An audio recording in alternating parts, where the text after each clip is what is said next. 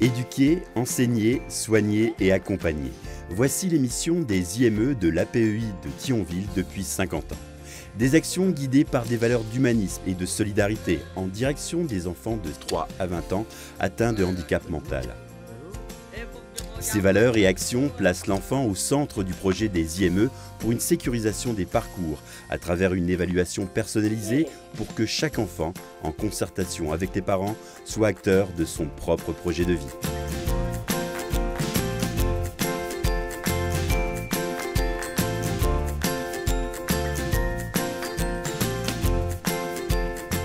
Différentes sections et spécialisations sont proposées par les IME, des sections spécifiques mais convergentes axées autour de 3 pôles de compétences. Les 3 pôles de compétences des IME sont le soin. Le soin, c'est le suivi médical des enfants, ceux qui en ont besoin, mais c'est également toute la rééducation, c'est-à-dire l'orthophonie, la psychomotricité, l'ergothérapie, la kinésithérapie.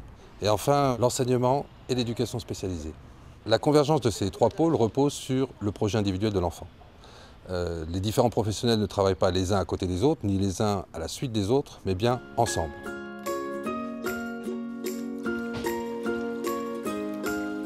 La section CES, plus communément appelée Institut médico-pédagogique, accueille les enfants âgés de 6 à 14 ans. Voilà. Très bien. On va compter les animaux de la ferme. La première visée de cette section, comme les autres sections des IME, est le développement de l'enfant. Ainsi, des professionnels dans différents corps de métier travaillent en synergie dans des ateliers spécifiques. En psychomotricité, on utilise des médiations spécifiques, des médiations corporelles, grâce à des parcours, grâce à du gros matériel comme les ballons, voilà, des rondins, etc. Pour les plus grands, ça va être plutôt des ateliers d'expression corporelle, de la danse, du mime, de la relaxation, de l'équithérapie. Voilà, ça peut être très diversifié. Ça permet d'investir mieux son corps, d'avoir une meilleure aisance dans sa relation aux autres et dans ses interactions avec l'environnement.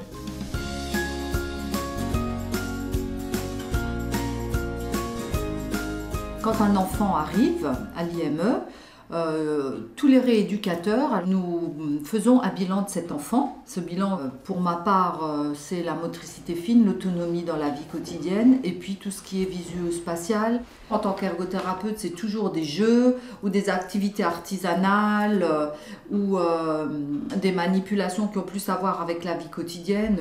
Et chaque année, ce projet est réinitialisé en fonction des progrès qu'a fait cet enfant ou des difficultés qui apparaissent au fur et à mesure de sa croissance.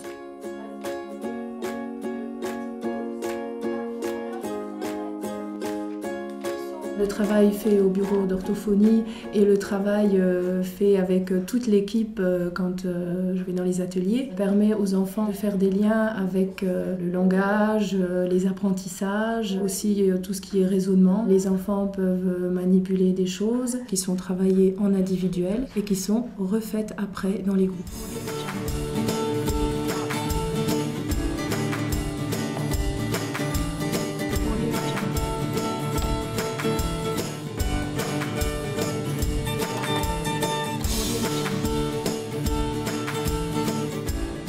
La section CIF-Pro, également dénommée IM-Pro, comme son appellation l'indique, vise l'insertion, l'intégration et l'inclusion des adolescents de 14 à 20 ans.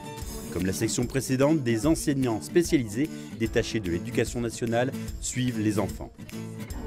En IME, on a un programme tout à fait adapté. J'essaye d'établir un programme en fonction de la situation de l'enfant, avec une méthode notamment en lecture qui s'appelle la méthode Borel-Maisoni, qui est une méthode gestuelle et phonétique qui leur permet d'apprendre avec des gestes. Et en général, je dis que c'est un peu un programme à la carte. On a une pédagogie qui est dite positive, c'est-à-dire c'est toujours aller vers le mieux, vers le plus, féliciter quand c'est bien, encourager quand c'est moins bien, mais après, le but du scolaire, c'est aussi leur rendre leur vie la plus adaptée socialement parlant.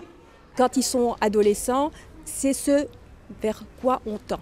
Maintenant, il y a des enfants qui arrivent à ce niveau et il y en a d'autres, par contre, qui en seront à un niveau moindre, mais néanmoins, ça les aidera quand même à évoluer et à s'adapter à une vie sociale.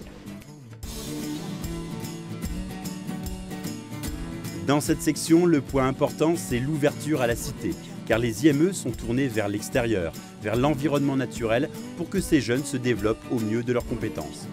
Les IME proposent ainsi de nombreuses activités extérieures, avec la mise en place notamment de partenariats.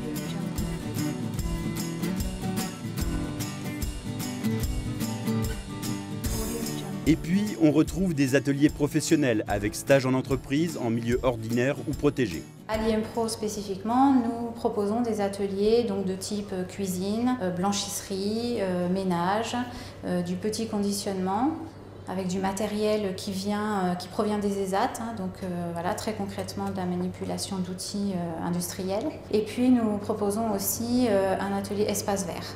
On est là pour accompagner les jeunes en termes d'autonomie, de socialisation, de communication. Et on travaille aussi le côté cognitif, c'est-à-dire apprentissage scolaire et donc effectivement les ateliers pré-professionnels. Et puis c'est aussi pour leur assurer un projet de vie, une scolarité évidemment spécialisée, mais aussi un avenir professionnel pour ceux qui en auront les aptitudes et les compétences.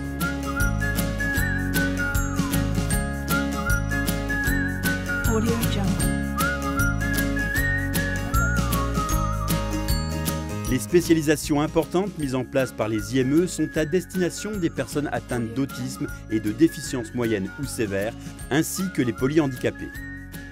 Ici, le taux d'encadrement est exceptionnel avec un éducateur pour 2 enfants.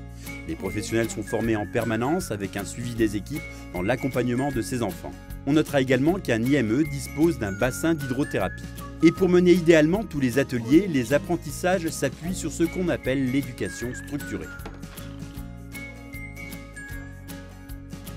L'éducation structurée qu'on propose aux enfants atteints d'autisme repose sur 3 points essentiels. D'abord, c'est la structuration de l'espace. Ensuite, c'est la structuration du temps. Et le 3e point essentiel, c'est l'adaptation de la communication au niveau de compréhension de chaque enfant. Donc on va utiliser des repères visuels pour structurer l'espace, le temps et également la communication. Par exemple, pour la communication, on va utiliser des repères visuels tels que des objets ou des photos ou des pictogrammes pour aider l'enfant à s'exprimer, mais aussi à comprendre ce qu'on attend de lui. Et puis, les IME offrent également des possibilités non obligatoires en termes d'hébergement. Alors au sein des IME, il existe 3 prises en charge. Une prise en charge de journée, donc le semi-internat, où les enfants viennent le matin et repartent le soir à la maison. Les prises en charge d'internat de semaine, où ils sont là du lundi matin au samedi 13h. Et les prises en charge qui concernent un internat complet. La prise en charge au niveau de l'internat est une continuité du travail qui est effectué au semi-internat. C'est une étroite collaboration entre les 2 équipes. Il s'agit aussi pour nous au niveau de l'internat de travailler sur d'autres axes qui ne sont pas travaillés en journée, tels que tout ce qui concerne les actes liés à l'autonomie, les actes liés à l'hygiène, l'apprentissage de la vie quotidienne. Enfin, dans tous les IME, des minibus adaptés ou des taxis peuvent prendre en charge les enfants pour les déposer devant les établissements et les ramener chez eux tous les matins et en fin de journée. Un petit plus qui rassure les parents. Mais au fait, justement, que pensent les parents de tout ce qui se fait dans ces sections? Enzo est en internat depuis cette année. Donc, écoutez, ça nous a apporté que du plus, que du bien, parce que Enzo apprend à vivre en groupe, en communauté. Ça développe sa sociabilité. Et pour nous aussi, on peut se reposer un peu parce que c'est très fatigant quand même d'avoir un enfant handicapé. Autre avantage, les enfants se lèvent à leur rythme le matin, donc il y a moins de fatigue.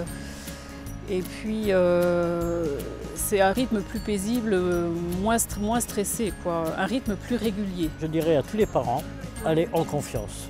C'est des maisons, des centres qui sont très bien gérés, qui sont très bien suivis. Et les enfants n'ont aucune crainte. C'est également une équipe soudée. On sent très bien qu'il y a une cohésion au sein de l'équipe. Donc c'est confiance, écoute, cohésion et un projet pour l'avenir, pour l'enfant. Voilà comment je définis les IMPRO et surtout également un suivi continu et une écoute des parents tout au long de l'année. Voilà, une équipe encore une fois pluridisciplinaire qui permet d'accompagner les enfants, les familles et les parents. Et ça, on ne le retrouve pas ailleurs.